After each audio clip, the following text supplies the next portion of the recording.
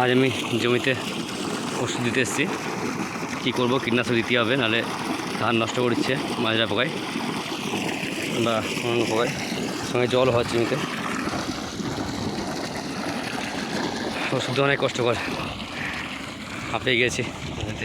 এই যে দেখতে পাচ্ছ, এই যে একটা ধানের লাল লাল একটা চিহ্ন আছে, চিহ্ন মানে কি ওই পাতার রং আসছে লাল একটা ধানে, এইটা এক ধরনের পোকাই করেছে। এটা এইগুলো মানে পুরো ধানটাকে নষ্ট করে দেবে, মানে ধানটা বাড়তে পারবে না, তার সঙ্গে শুকিয়ে যাওয়ার চান্স আছে। সেই কারণে ওষুধ দিতে হচ্ছে। হাঁপিয়ে গেছি, কথা বলতে পারছি না।